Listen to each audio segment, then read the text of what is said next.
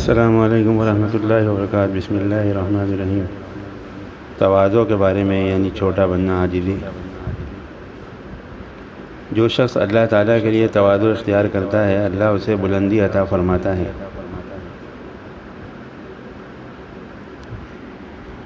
جو لوگ دوسروں کو کمتر سمجھتے ہیں، وہ لوگ کبھی بھی قرب خداوندی کو حاصل نہیں کر سکتے۔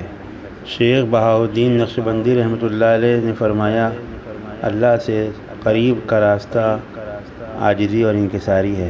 ابوبکر صدیق رضی اللہ عنہ فرماتے ہیں، اللہ پاک وہ ذات ہے جس نے اپنے تک پہنچنے کے لیے عاجزی کے سوا کوئی دوسرا راستہ نہیں بنایا۔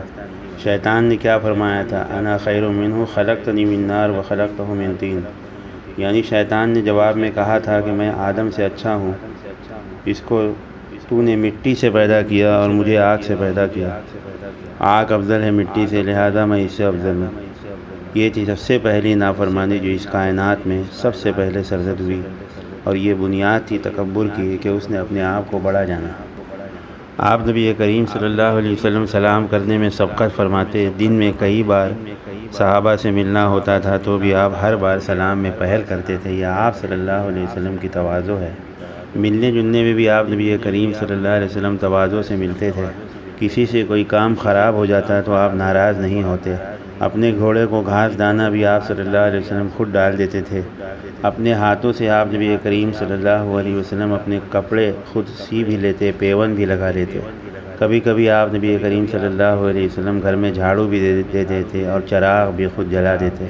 صحابہ اکرام میں اس طرح گھل مل کر بے تکلفی سے بیٹھتے کہ اگر کوئی اجنبی آتا تو اسے بتائے بغیر پتہ نہ چلتا کہ ان میں حضرت صلی اللہ علیہ وسلم کون ہے، وہ پہچان نہ سکتا تھا۔ آپ بچوں کے پاس سے جب گزرتے تو وہاں رک کر بچوں کو سلام کرتے اور ان سے محبت کرتے۔ مسلمانوں کی کوئی عیب کی بات کہتا تو آپ اسے چھپاتے۔ آزاد اور غلاموں میں سب کی دعوت آپ صلی اللہ علیہ وسلم قبول فرما لیتے اور لوگوں کی تحفہ اور ہدیہ بھی لے لیتے، اگرچہ چند گھونٹ دودھ ہو یا چند کھجوریں ہوں۔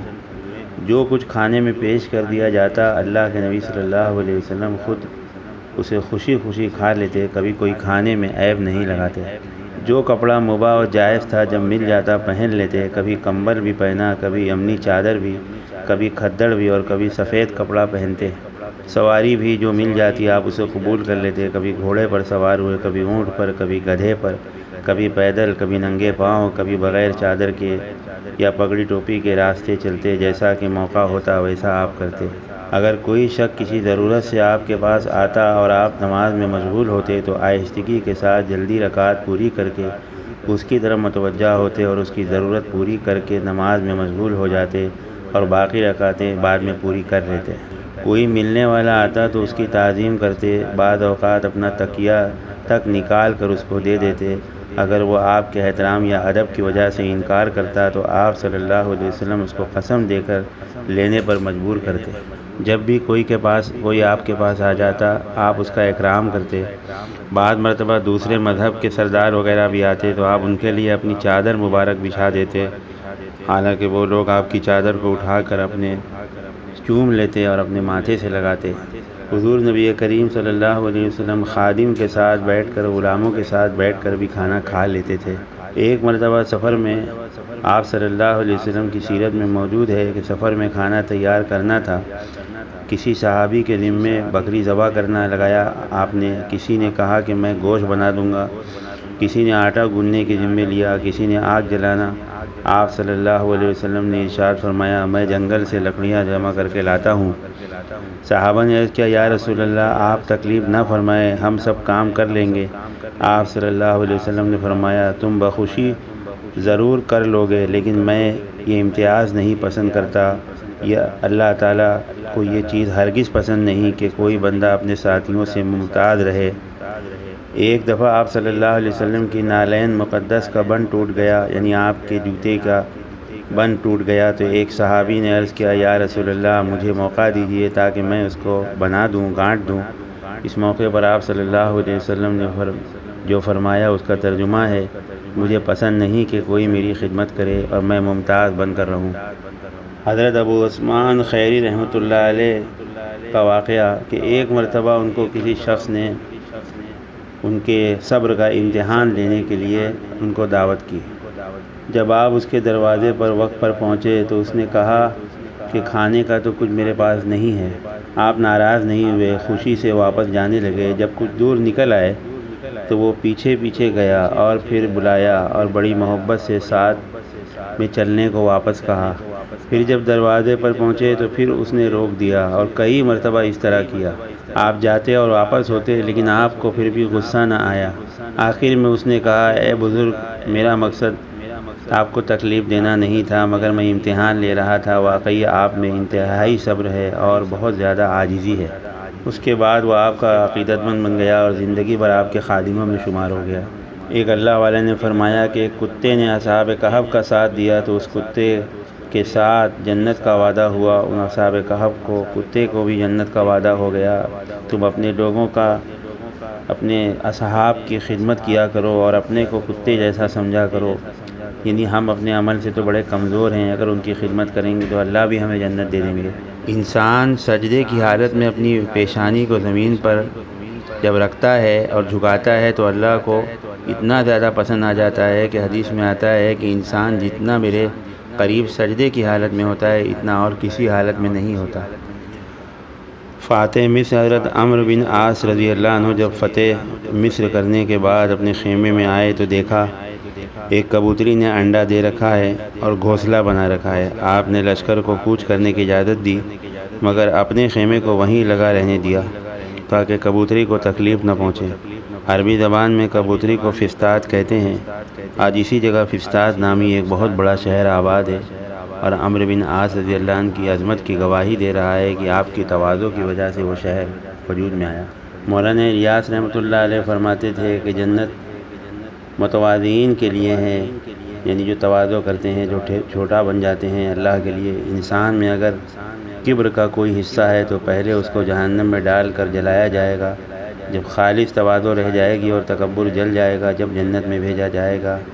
بہرحال کبر کے ساتھ کوئی آدمی جنت میں داخل نہیں ہو سکتا۔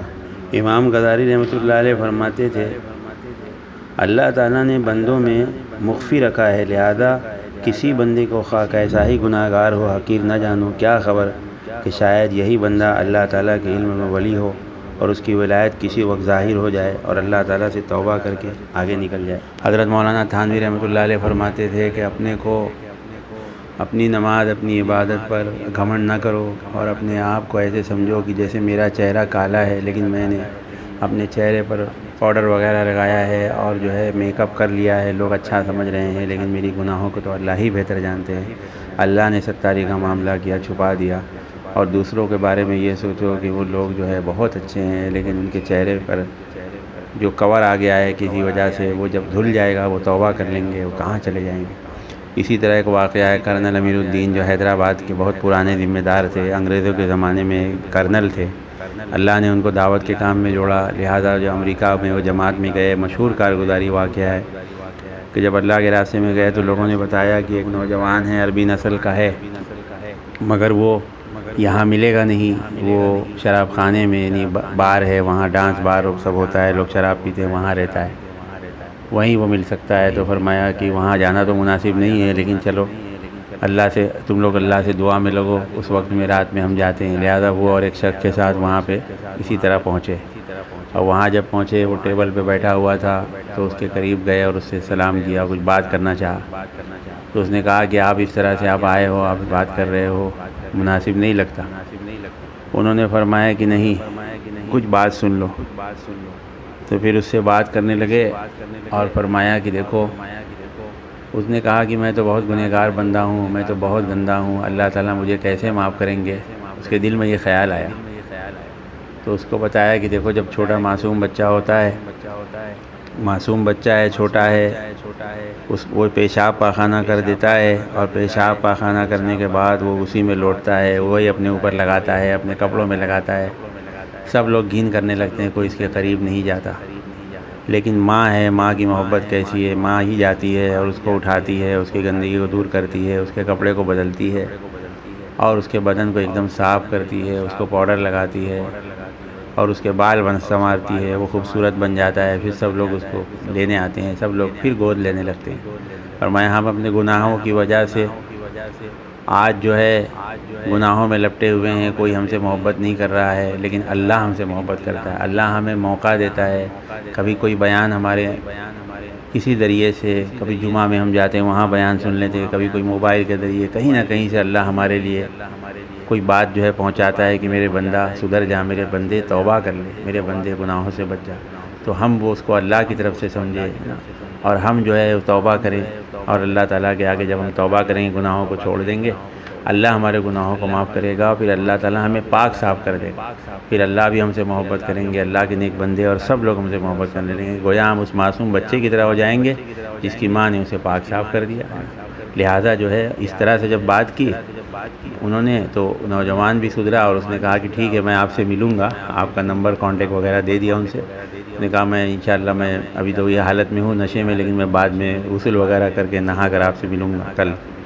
تو اس سے بھی بات ہوئی، تو وہ ناچنے والی تھیں جو وہ شوہر اور بیوی ناچتے تھے اور روزانہ جو ہے $1000 کماتے تھے۔